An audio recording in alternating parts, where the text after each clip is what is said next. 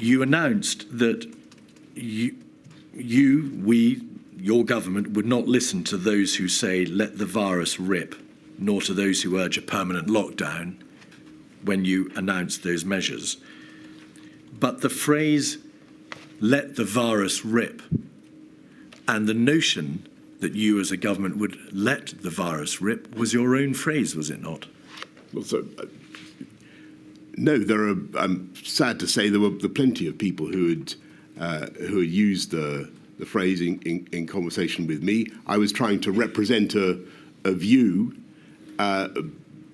which was sadly quite widespread, which was that, as you've said already, the approach might be to segment the most vulnerable and to protect them, and to allow the vast majority of the population who are much less vulnerable to gradually acquire immunity. Now, my question to you was whether or not you, whilst announcing that you would not listen to those who had said "let the virus rip," had used the words used the words yourself. You deny that. So, could you please look at the diaries? Sorry, what I'm saying is that this was a phrase in common parlance at the time, and remains so.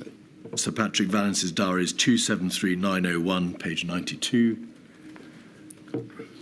Yes, sir. Actually having a discussion, a meeting with the PM about, quote, letting it rip, page...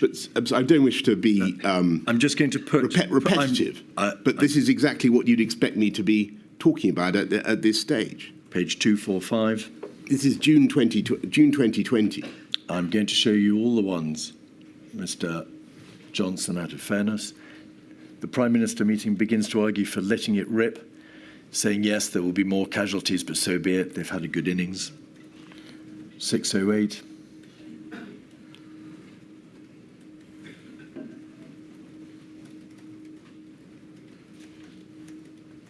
But you acknowledge, of course, that all the breaches proved to have taken place, but the general behaviour took place in Downing Street on your watch.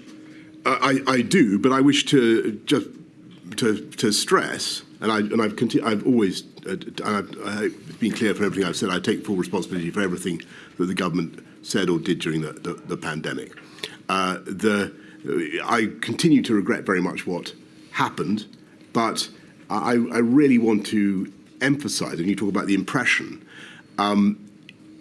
the version of events that has entered the popular consciousness about what is supposed to have happened in Downing Street is a million miles from the reality of what actually happened in Number 10. And I speak on behalf of, I know, of hundreds and hundreds of hard-working civil servants who thought that they were following the rules.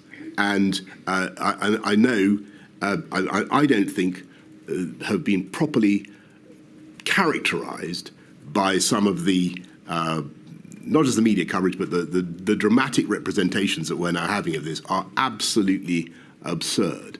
And I want to repeat that. They're a million miles from the reality of what happened. You know, the idea that I didn't, I mean, in your line of questioning, which has been, of course, excellent throughout, but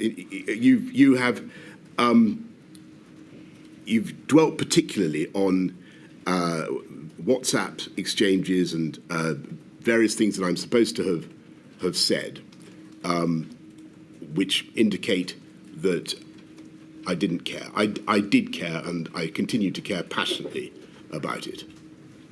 And I will, if you want, I haven't talked about this before in public, but. And it goes to what you were saying earlier about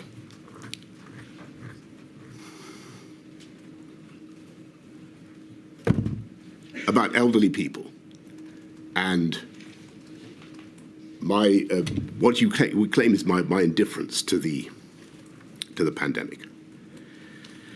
I just want to remind you that when I went into intensive care, I saw around me a lot of people who were not actually elderly. Statement. You made a sweeping assertion that the UK defied the more gloomy predictions. I'm putting to you some cold steel of evidence, and that's what I'm trying to do here. Well, I don't believe that I don't believe that your evidence stacks up. Okay. And I think that, well, actually, if you look at, could we just pause, please, Mr. Weatherby, Mr. Johnson? I'm sorry. I know that emotions are running high, but I have to ask those in the public gallery to keep quiet, whatever their emotions, because it's going to disrupt the proceedings and it affects the live feed, the streaming for other people who are trying to follow.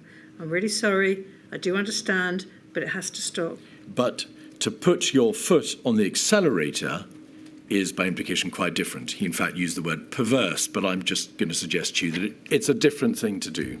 Utmost respect for Professor Edmonds. All I would say is that at the time that the Eat Out to Help Out policy was being aired with me for the first time, it did not seem, it was not presented to me as an acceleration, simply something to make sense of the freedoms that we were already giving. And it was not, I must emphasise, it was not at the time presented to me as something that would add to the budget of risk. But it wasn't being presented to you by the scientists, was it? It was being presented to you by the Treasury and the Chancellor of the Exchequer. The material makes quite plain that they were the ones who proposed the scheme. The paperwork makes that absolutely plain. And at the same time, your Chief Medical Officer, Professor Sir Chris Whitty, in particular at a COVID-S meeting on the 22nd of June, was saying that in general terms, the proposed easing of restrictions with relation to in relation to indoor hospitality was at the top end of the risk boundary.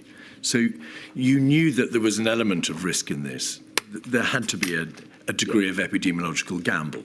That's logical and fair.